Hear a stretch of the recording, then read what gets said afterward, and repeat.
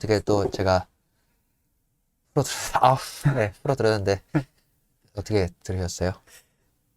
어, 가면? 분명 저는 가면이란 말을 들었을 때부터 뭔가 다르게 다가오는 것들이 있거든요. 근데 일단 이 질문은 잠깐 뒤로 밀어두고, 제가 이걸 읽기 전에도 마찬가지고, 읽고 나서도 그렇고. 잠깐. 네. 네. 어떻게 보셨어요? 라고 질문을 했는데, 아이고. 질문을 한다고요? 이 질문이. 근데 보면 아시겠지만, 항상 그래왔어요. 네. 질문하면 질문하는 박사님입니다. 네. 자기가 무슨 불교에 뭐 선문답하는 것도 아니고.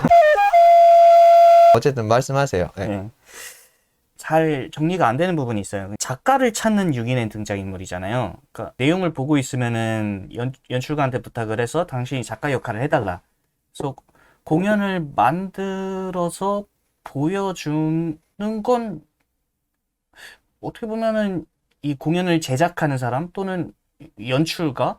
그렇게 볼 수 있는데, 그러니까 이것도 어쩌면 제 편견일 수도 있겠는데, 작가는 작품을 써서 내야만 그 사람이 작가가 되는 건데, 이 사람들은 심지어 상상했던 이거 질문 정리가 잘 안 되는데, 요지가 뭐예요? 작가를 찾는다는 게 의미가 어떤 건지 잘 헤아려지지가 않아요. 아니, 등장인물들의 대사에도 나오잖아요, 그거는. 완성되고 싶다고. 완성.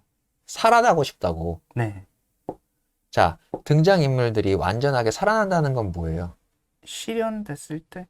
그래, 근데 그 실현되었다, 안 되었다라는 그 기준을 1차적으로는 누가 정해? 관객.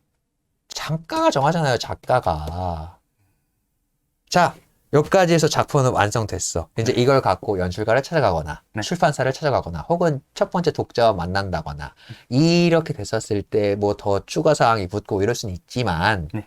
1차적으로 얘네들이 완성됐어, 안 됐어, 라는 그 결정은 누가 내려요? 작가죠. 그걸 쓴 작가 본인이 내리는 거 아니에요? 네. 근데 얘네들이 대사에서 읽어보시면 아시겠지만, 대사에서 뭐라고 얘기해요? 작가가 우리들을 완성을 안 시킨다라고 얘기하잖아요. 음.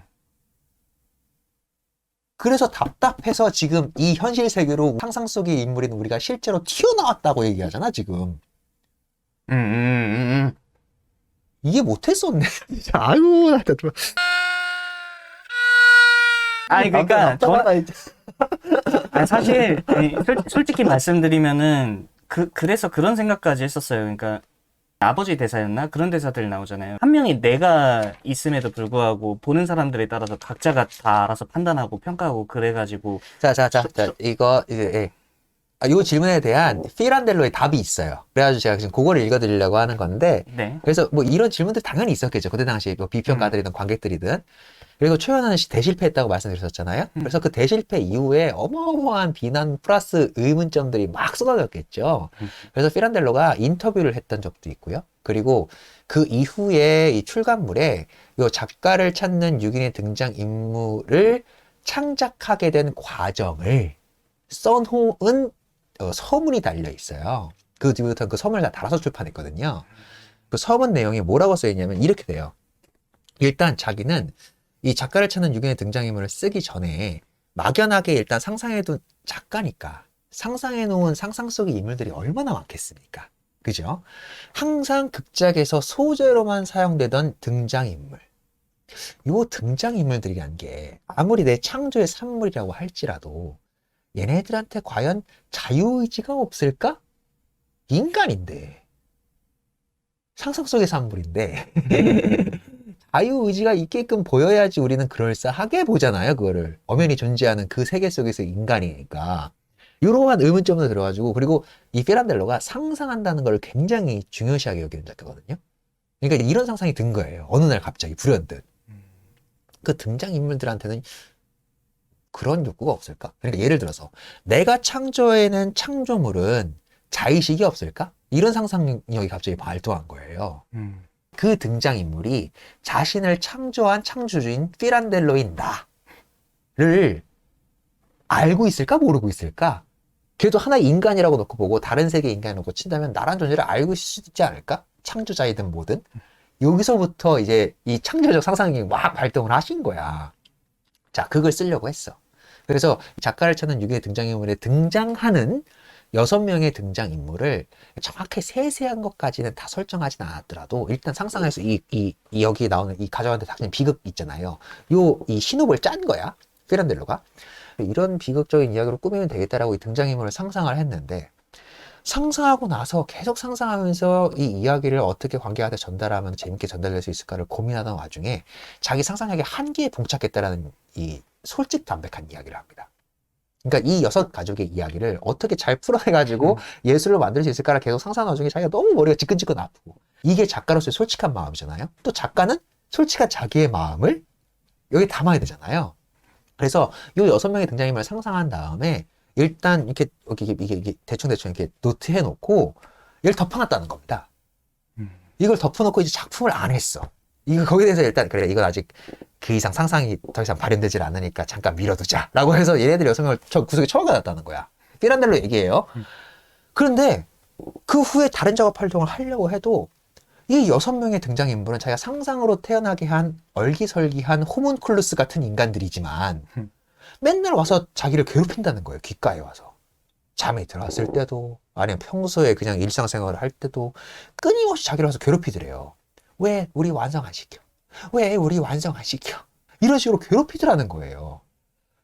그래가지고 이렇게 써놔요. 정확히 서문에.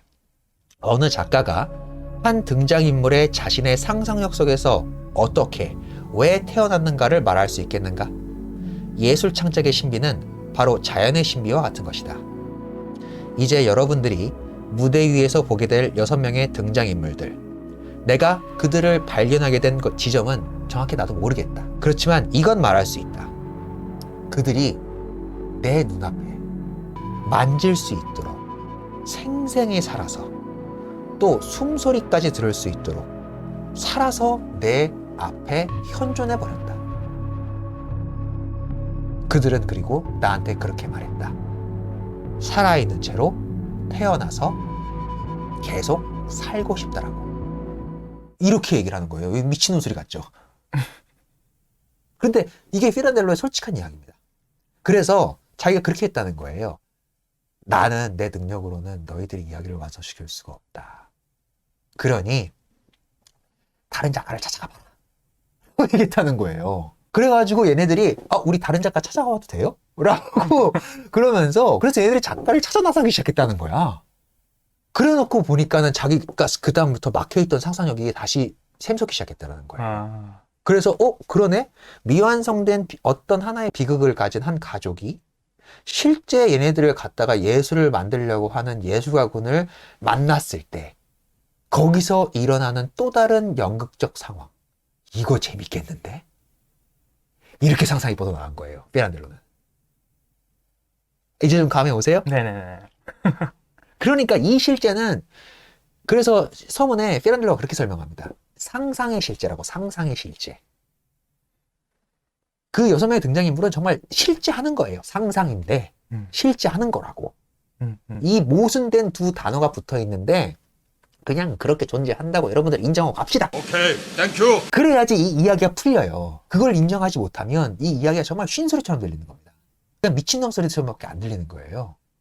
그래서 이렇게 극작을 완성하는데 어려움이 있었고, 그래서 등장인물을 태어나게 해놓고 이 살릴 만한 가치가 없다고 판단돼서 내가 극작을 중단했는데 이 6명이 틈만 나면 나를 와서 괴롭히니까 살려달라고. 그게 등장인물들의 욕구야.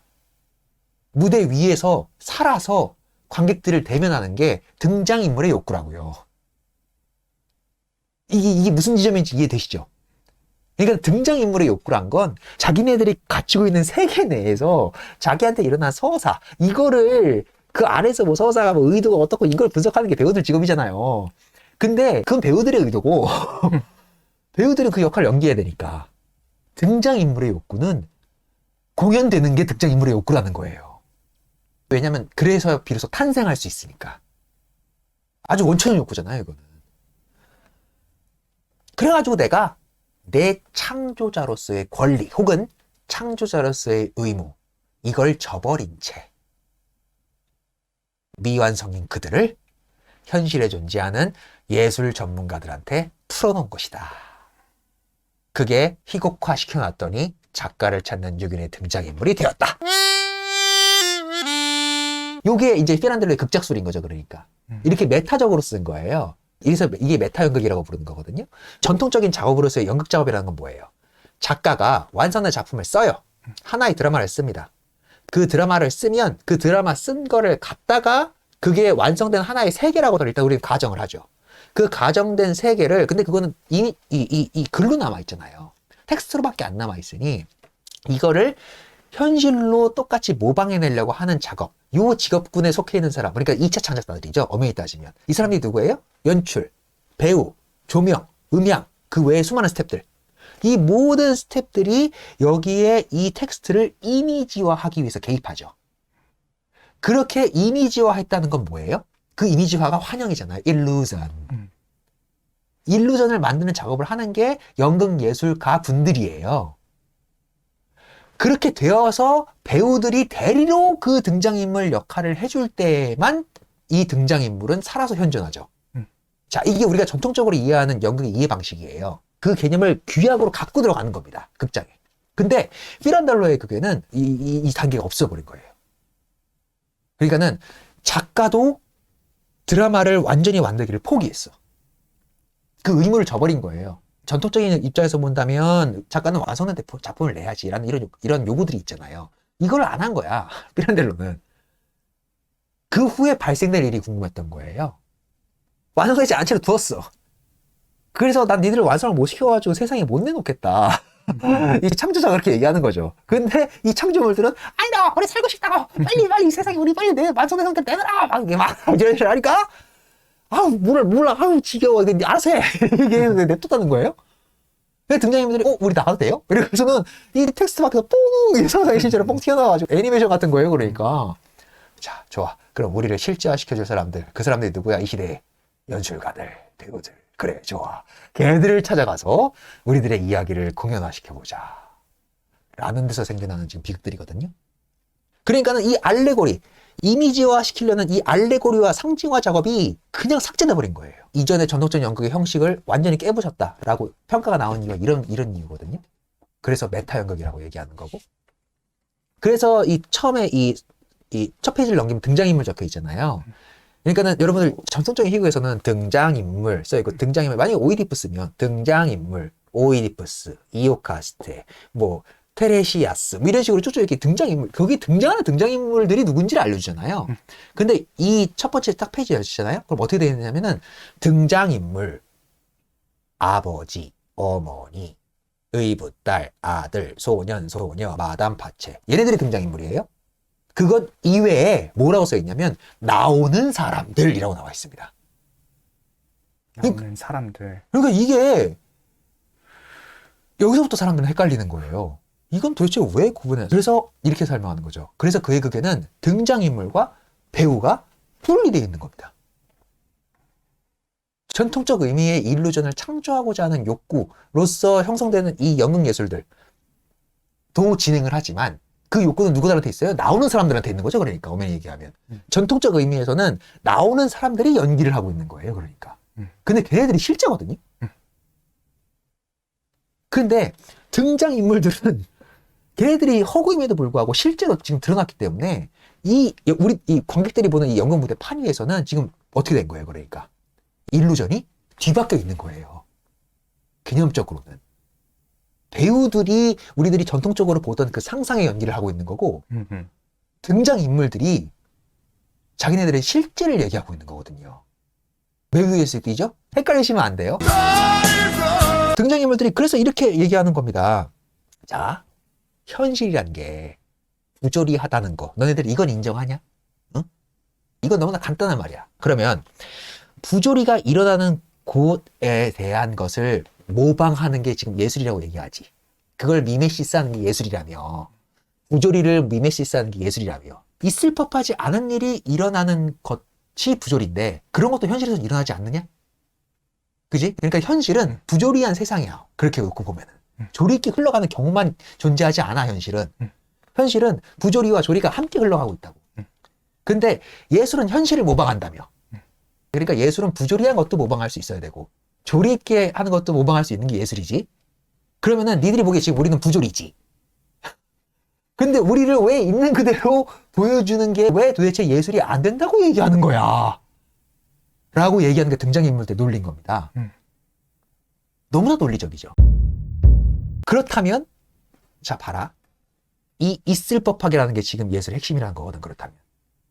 그럴듯하게, 있을 법하게, 현실에 가깝게, 뭐 이런 게 더 학문적인 용어로 핍진성이니, 박진성이니, 뭐 사실적이니, 뭐 자연스러움이니, 역사적으로 다 그게 논의가 되어 왔지만, 어쨌든 그걸 다 미메시스라고 한다면, 우리들은 지금 너희들 앞에서 실제로 존재한다. 우리를 묘사하는 게 그럼 예술이 안 된다는 거야?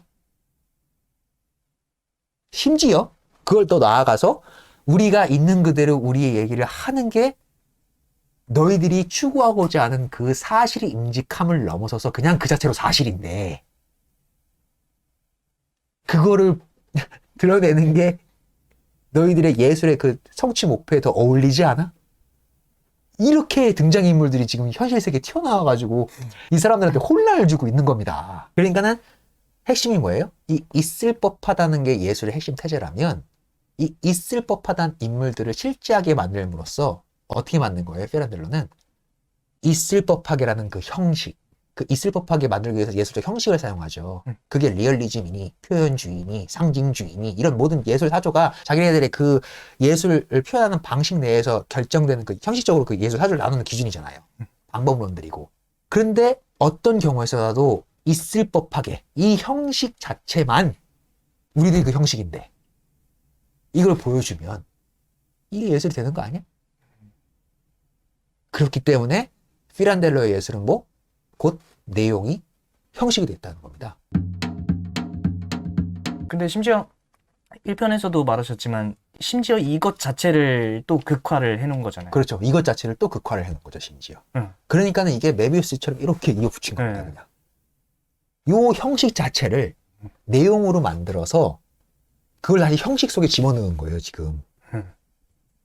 그러니까는 아까 연출가와 이 등장인물 아버지의 의붓딸과 어머니와 이게 자꾸 예술 논쟁을 붙을 수밖에 없는 이유가 그렇게 구조가 짜여있기 때문입니다. 자, 등장인물들을 최초에 피란델로라는 작가가 상상을 했었을 때 얼기설기 대충 이 개요를 잡아놓은 이 스토리가 있어요. 전통적으로 우리가 공연을 볼 때는 걔네들의 그 이야기를 보고 싶죠.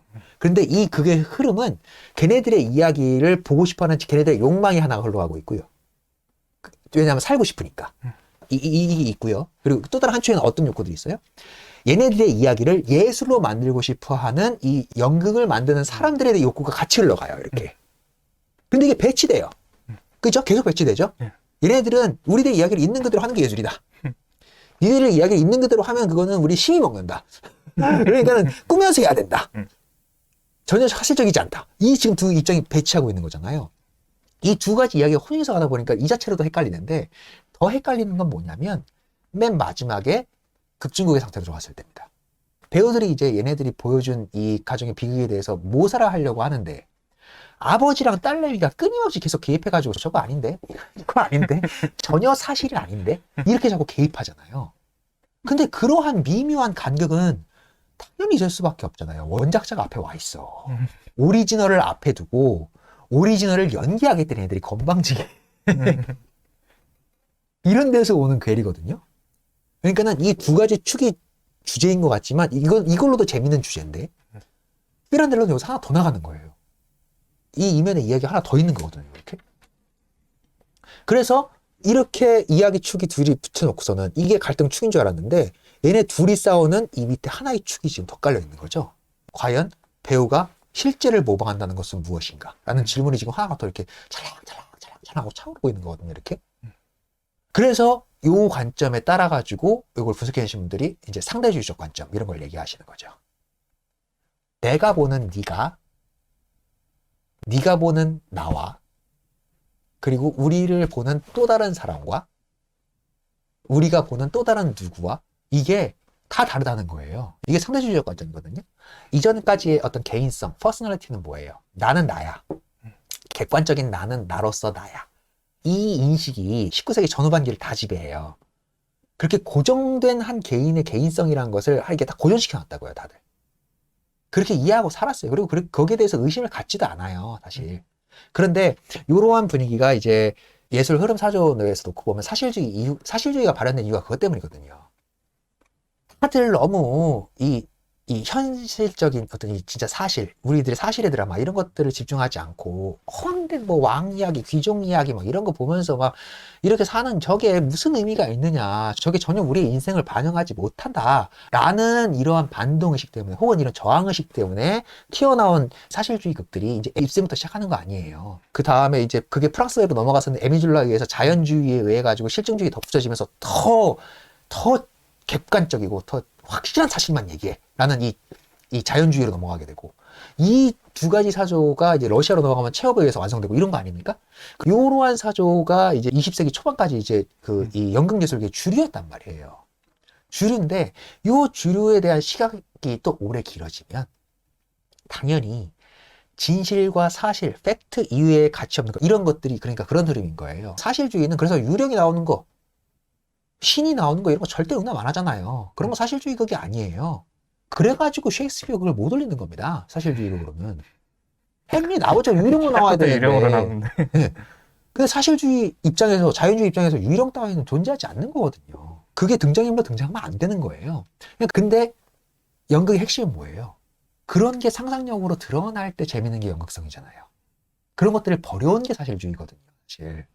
그러니까는 피란델로가 보기에 진짜 상상해서 재밌는 부분들은 다 저런 영역에 있는 건데, 사실 이외, 진실 이외의 영역에서 있는 이야기들이 훨씬 더 재밌는데 사실주의는 그걸 용납하지 않는 겁니다. 그렇게 1800년도 중반 이후부터 해가지고 1900년도 초반까지 사실주의가 그 서부 유럽 대륙에서 이렇게 횡행하니까 그런 걸 보고 자란 피란델로는 저게 재미가 없는 거야. 절대불변의 저런 어떤 객관적 사실만 갖다가 얘기하는 게 도대체 무슨 재미가 있냐고. 실제로 자연주의 극 여러분 보신 적 있나요? 자연주의 애가 뭐 저희 희곡에서 읽을 때가 올지는 모르겠는데, 근데 자연주의든 사실주의든 그만의 재미가 또 있습니다. 그건 또 그 희곡 얘기할 때 자세히 풀어드릴 수 있으면 풀어드리는 건데, 아무튼 근데 그게 사실 엄연히 놓고 보면 상상력이 뛰어난 사람들 입장에서 놓고 보면 되게 재미없거든요. 왜냐하면 우리네 일상을 이런 게 우리네 일상이야 라고 과학적 사실만 객관적으로 재단해서 올려놓기 때문에 그게 무슨 재미가 있어요. 예를 들어서 정육점 씬이야. 정육점 씬인데 우리들이 연극을 보러 간다라는 행위는 정육점 속을 얘네들이 어떻게 연극적 상상력으로 재밌게 풀어놓았는가가 에서 우리는 재미를 느끼죠. 예를 들어서 우리가 쓰지도 않는 정말 뭐 어마어마한 독신용 칼을 얘네들이 뭐 쓰면서 일어나는 희극적 행동 이런 걸 보면서 웃는 거지. 진짜 정육점을 볼 거면 뭐하러 무대로 정육점을 봐요. 그냥 정육점 가지. 그러니까 재미가 없거든요. 사실 그러니까는 자연주의는 그래서 금방 퇴조합니다. 재미가 없기 때문에. 근데 자연주의는 또 이렇게 그때 당시 걔네들이 그렇게 한 예술 그 이유가 있어요. 그걸 깎아내려고 이런 소리 하는 거 아닙니다. 그러니까 상상력 부분에 재미가 없다는 거예요. 그러니까 피란델로는 그리고 거기에 어떤 걸 느낀 거냐면 과학적이고 실증적이고 저렇게 객관적인 사실만 나열하는 것들 재미도 없지만서도 저게 뭐가 문제가 있냐면 어떤 한 가지의 절대적인 절대 불변의 진리처럼 고정시킨다는 거예요. 어떤 개념들을. 자, 이건 과학적으로 입증됐어? 이건 절대 불변의 진리야. 이렇게. 그러한 판으로 인간을 이해하다 보니 인간이 고정되죠.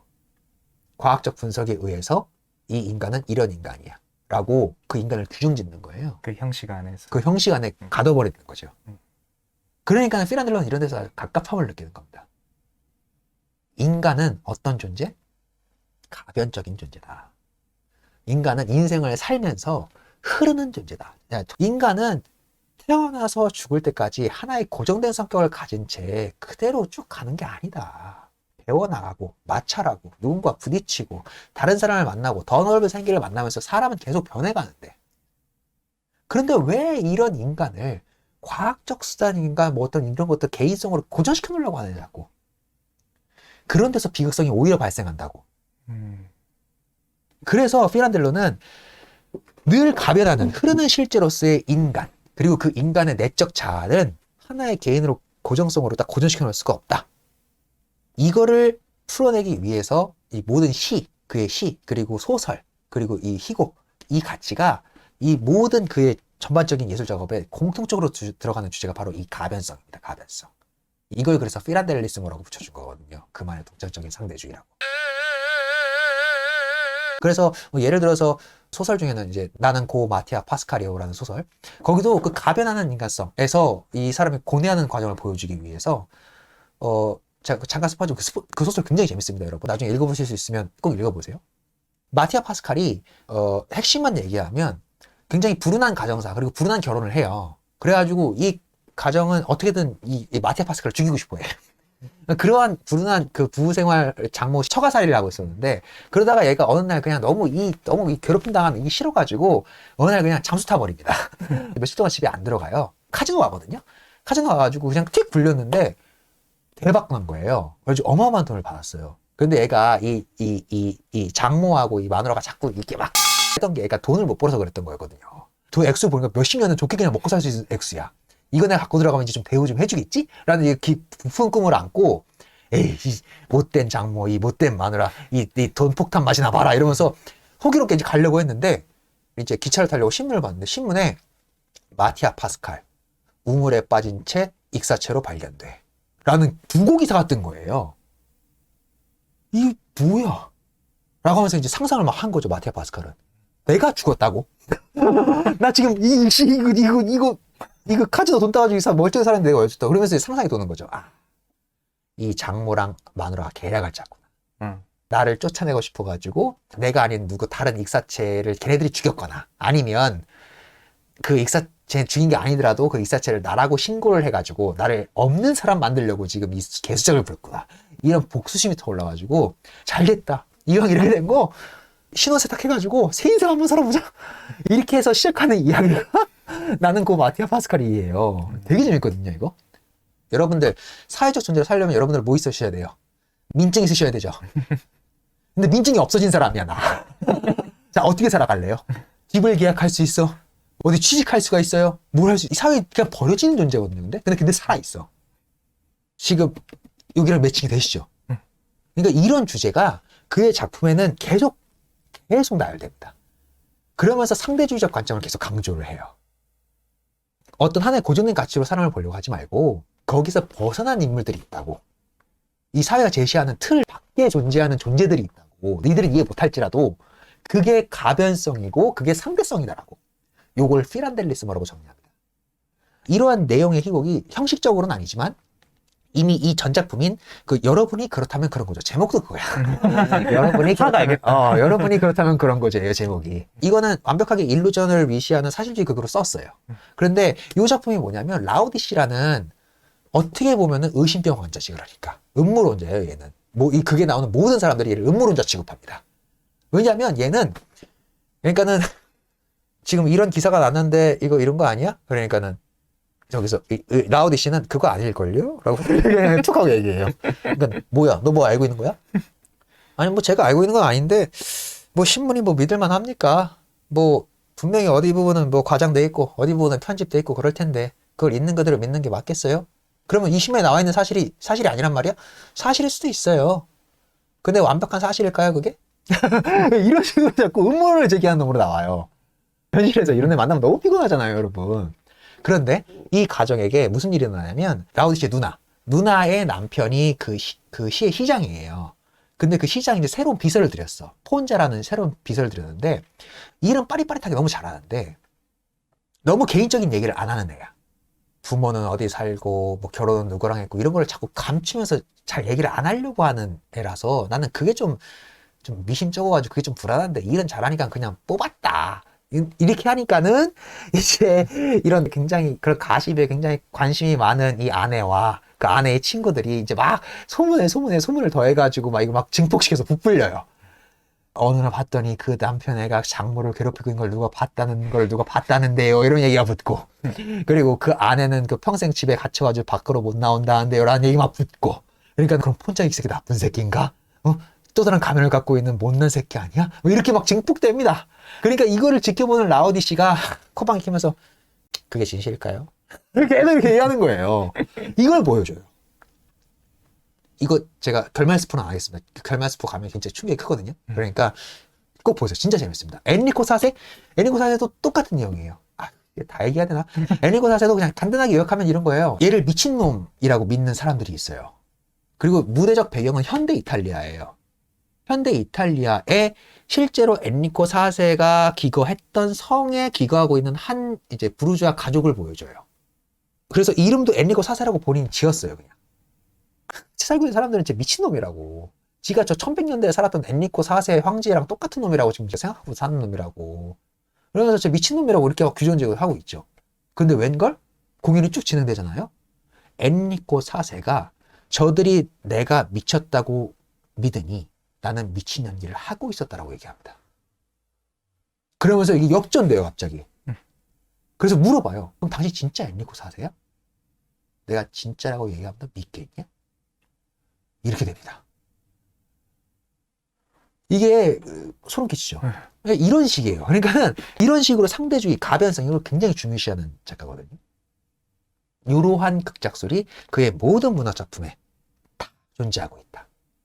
그러면서 이제 또 마지막으로 얘기하는 것이 이러한 것을 이해하려면 좀 힘든데. 피란델레스모가 그러니까 그때 당시에 팽배했던 그 베리스모라는 진실주의. 그게 이제 아까 제가 설명드렸던 프랑스에서 있었던 자연주의라던가 그리고 서부 유럽대륙에 있었던 사실주의라던가 이런 것들이 이탈리아로 넘어와서 이탈리아만의 독특한 진실주의라고 이게 꽃을 피거든요. 그 진실주의라고 꽃을 폈던 그걸 베리스모라고 했어요. 그 베리스모에 반대해서 내 작품은 그렇게 안 쓸 거야. 난 상대성, 가변성 이런 걸 중요하게 쓸 거야 라고 해서 피어낸 꽃이 피란델레스모다. 그래서 앞에 피란을 따서 그렇지. 그래서 피란델레스모다 이렇게 그래서 지은 거예요. 또 그의 소설 중에도 그런 제목도 있어요. 한 사람이라고 믿는 그는 동시에 10만 명. 이게 소설 제목입니다. 이것도 바로 오네 이제. 바로 제목에서부터 이제 오죠. 그러니까는 이것을 알고 제목을 보면 그의 제목 짓는 방법은 너무나 단순합니다. 모두 다 이렇게 다 지으니까. 그러니까 어떠한 가면을 쓰더라도 우리는 그 가면이 자신의 전체를 드러내는 것은 불가능하다. 왜냐하면 그것은 그 사람의 단편 중에 하나고 그 단편마저도 가변하면서 바뀌어 나가니까. 모든 사람이 나를 규정 짓는 방식이 10만 가지니까. 도토리님이 보는 제가 다르고요. 이것을 보는 수많은 여러분들이 보는 저도 다 다를 거예요. 어떤 놈은 미친놈이라고 보실 거고요. 어떤 놈은 비겁한 놈이라고 보시겠죠. 왜 저 새끼는 가면 쓰고 또 있어? 이런 애도 있을 거 아니에요. 어떤 분은 가면을 쓸 수밖에 없는 이유가 있겠지라고 그것을 이해해 주시는 분도 있을 거고 거기에 따라서 저의 정체성이 다르게 규정되잖아요. 그렇기 때문에 우리의 존재를 고정시키는 건 불가능하다. 그런데도 불구하고 여기가 핵심이에요. 그런데도 불구하고 인간이 사회에서 생활에서 나가려고 한다면 우리는 어떤 하나의 형식을 쓰고 나가야 되는데 누군가를 만나기 위해선 어떤 하나의 형식을 쓰고 나가야 되는데 그렇게 해서 자기를 드러내야 되는데 그렇게 할 때 자기 자신이든 타인이든 그 형식을 자기의 몸에 씌워서 가두려고 함으로 거기서 비극성이 발생한다. 이게 피란델로의 중점적인 내용입니다. 이 인생과 형식의 굴레를 인간은 벗어날 수가 없는 거예요. 그래서 그 형식의 굴레를 깨려고 노력하다가 번번이 좌절하는 주인공들을 보여주지만 그게 곧 인생이기 때문에 그 결말이 비극적으로만 끝나지가 않습니다. 이거 그냥 우리의 인생 얘기인데. 그래서 혹자는 이렇게 정리하죠. 피란델로의 극이나 문학을 보고 있으면 매우 슬픈 익살이 느껴진다. 그게 인생이잖아요. 슬픈데 웃겨. 우리 우프다는 말 많이 쓰잖아요. 그게 인생이니까. 그럼 복합적이고 교차적인 감정이란 말이에요. 자, 여기서 잠깐 전통적인 얘기합시다. 몇 편 전에 설명했지만 비극에서의 카타르시스, 희극에서의 카타르시스 설명해 드린 적이 있었죠. 네. 그러면 그 말은 뭐예요? 비극적인 카타르시스를 이뤄내기 위해서 비극적인 정서로만 살아가는 인간들도 고정되어 있는 거고 희극적 정서를 위해서 희극적인 것들을 추구하는 인간들도 고정되어 있는 거예요. 근데 피란델로가 보기엔 그 둘 다 아니라는 거야. 그 두 가지가 교합된 상태가 있다는 거거든요.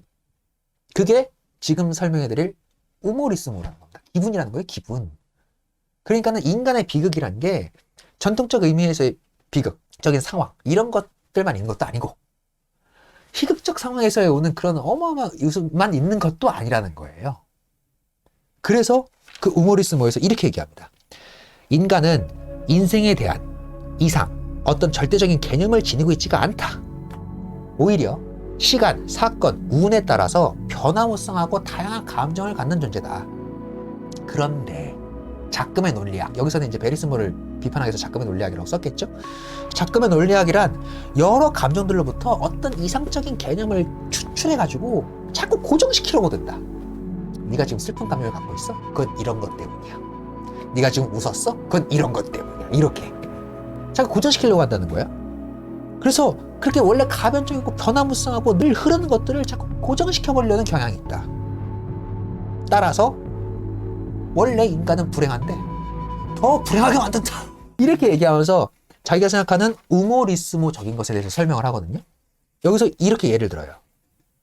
자, 이 우모리스모적인 것은 또 어떻게 보면 일종의 성찰적인 어떤 그런 것 종류 중에 하나예요. 성찰을 통해서 얻게 되는 그런 어떤 깨달음 같은 거거든요. 그러니까 자기가 어떤 이 성찰로서의 우모리스모 깨달음은 뭐냐면, 자, 여러분들 이렇게 생각한다고 한번 해봅시다. 내가 길 가다 어떤 노파를 봤어요. 그런데 그 노파가 정말 다 늙어버려가지고 곧 죽을 것 같은데 온몸에 막 젊은 애들만 입는 막 그런 치장을 막 해놨어. 앵무새처럼.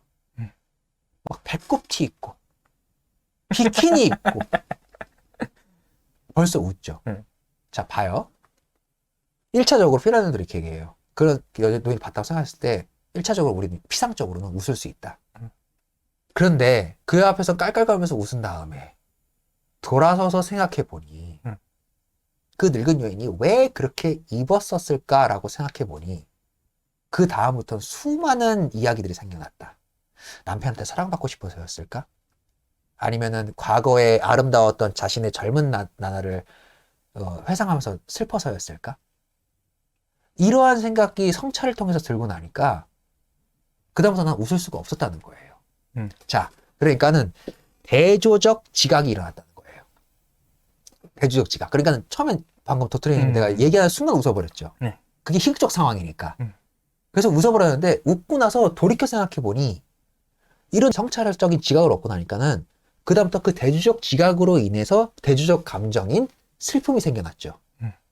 지금 제가 뒤에 얘기를 하니까 슬퍼졌잖아요, 이제 여러분들. 네. 아, 그래, 그런 슬픈 사연이 있었을 수도 있지. 라고 하면서 그 다음에 그 여인을 다시 한번 바라봤을 때는 더 이상 웃을 수가 없잖아요. 그렇게 대조적 지각을 통해서 대조적인 감정, 희극이 비극으로 바뀌었는데, 이 웃지 못하는 이 대조적 지각은 또 어떤 걸 유발했어요? 다시 봤을 때, 웃지 못하는 또 다른 대조적 감정을 만들어냈어요. 연민. 연민이 들었는데. 근데 그 연민은 어떤 연민이에요? 웃고 싶지만 웃을 수 없는 연민이죠. 왜냐면 내 생각은 봤을 때 웃긴 거야. 내가 저 여자의 사연을 알 게 뭐야. 내가 웃긴데. 근데 대조적 지각을 통해서 대조적 감정인 비극적 정서를 얻고 나니 그 다음에 들었던 대조적 감정은 어떤 게 들었다는 거예요? 웃지 못하는 비극적 상황. 즉 당혹감을 가져 있는 상태로 바뀌었다는 거예요.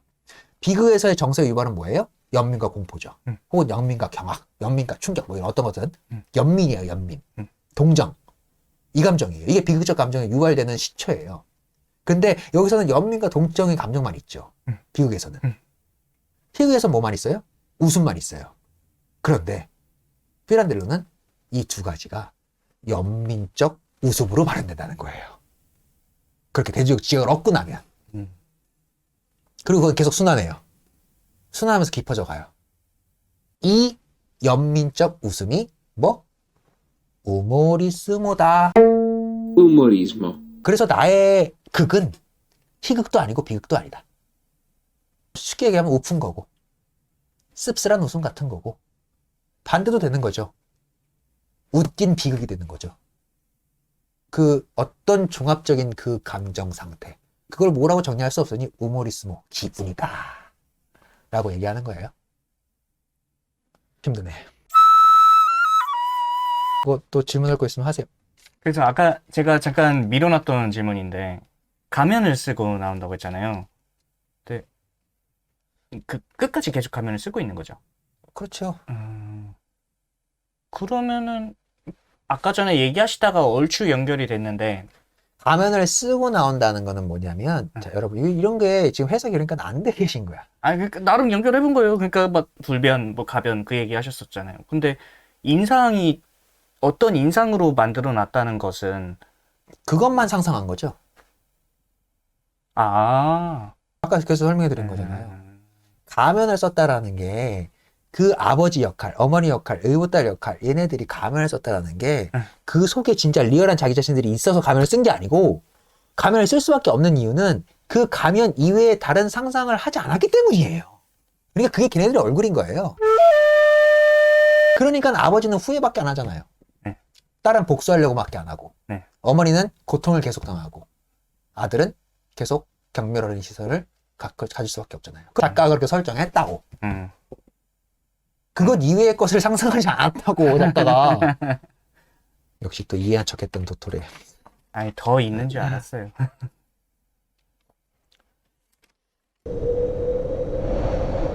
그렇게 보시는 분들도 있어요. 이제 뭐 피란델로가 이렇게 보통 사람들은 이해하지 못할 이런 상상력을 발휘한 이유가 이제 뭐 그의 작가의 생애와 관련이 있다라고 보통 작가론 얘기할 때 그렇게 생애 붙여서 얘기하니까.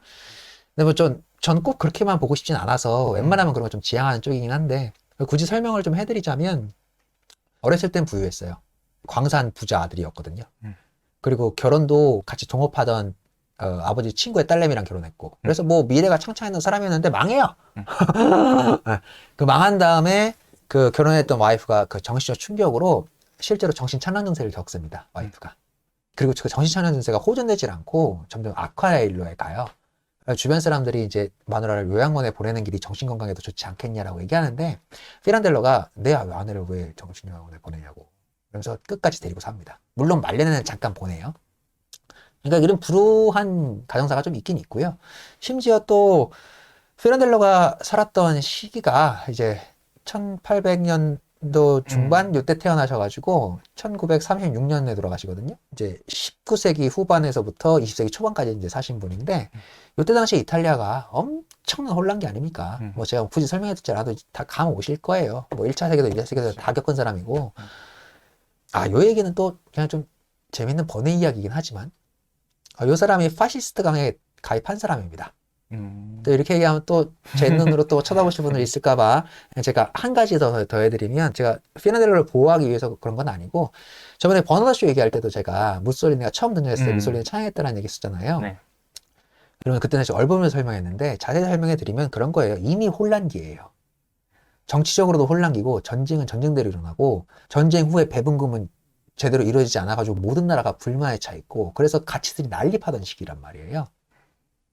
그렇기 때문에 그런 상황에서 민주정을 한다는 거는 진짜 미친 소리였던 거거든요.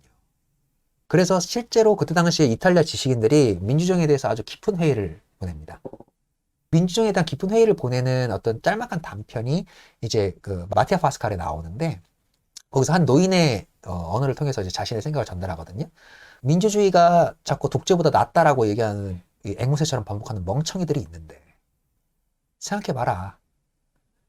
독재는 자기가 독재한 다음에 자기가 얻은 것을 나눠주지 않으면 빨리빨리 배분해서 나눠주지 않으면 금방 다수한테 돼지기 때문에 나눠줄 생각부터 하는 게 독재다.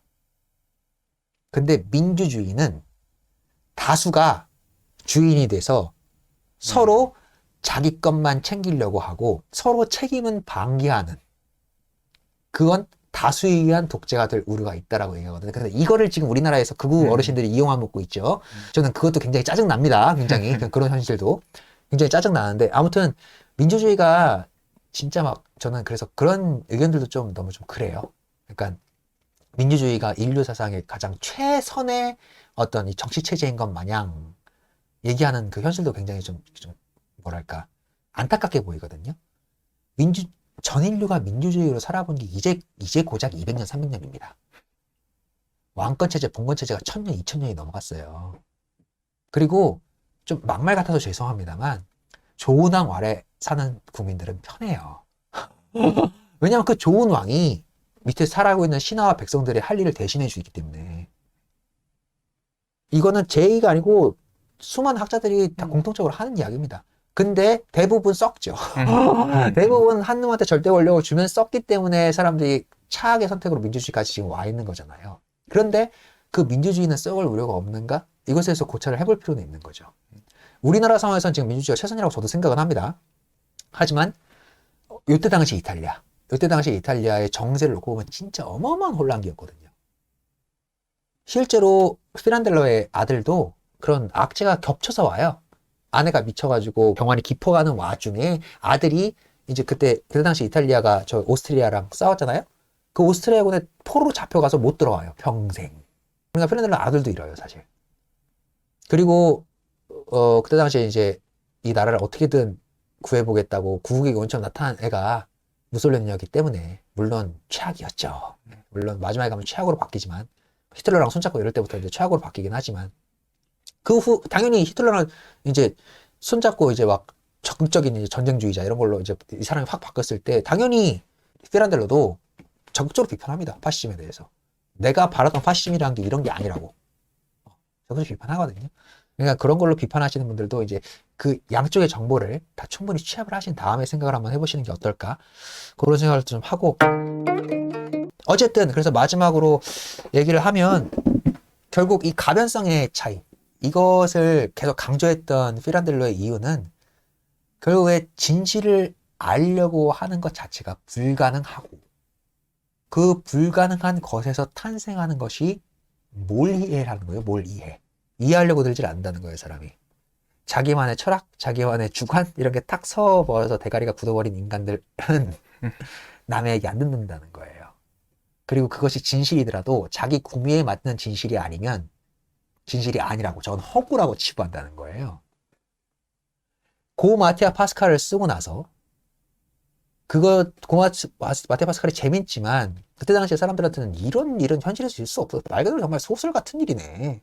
어떻게 자기 신혼이 지어져. 그리고 어떻게 장모랑 마누라가 자기 남편 신혼을 지을 생각을 해가지고 익사체를 가짜로 꾸며내는 이런 황당무계한 일이 어디 있어. 뭐 이런 비판들이 난무했다는 거예요. 비평가들 사이에서. 그래서 그 다음에 인터뷰에 낸 게 있거든요. 뭘 냈냐면 미국에서는 한 신문기사를 냅니다. 그 신문기사 진짜 신문기사 있는 내용이거든요. 그러면서 그 내 작품이 너무 허구라고 얘기하는 사람들이 많아서 그러니까 이 신문기사 하나를 첨부한다. 그러면서 서문을 달아놨는데 그 신문기사 내용이 뭐냐면 불륜이 난 남자가 있어요. 그걸 들켰어 마누라한테. 그래서 3자 대면을 했대요. 3자 대면을 해가지고 마누라가 나는 당신을 너무 사랑하는데 아직도 사랑하는데 우리 이걸 어떻게 이 결말 어떻게 낼 거야? 그러니까는 남편하고 이제 이 사람들이 우리 셋 다 고통스러우니 그냥 정직하게 다들 권총 자살로 우리 생을 마감하자 이렇게 결론을 냈다는 거예요. 그래서 알았다 라고 해서는 마누라가 총으로 빵 쏴서 마누라가 먼저 죽었대요.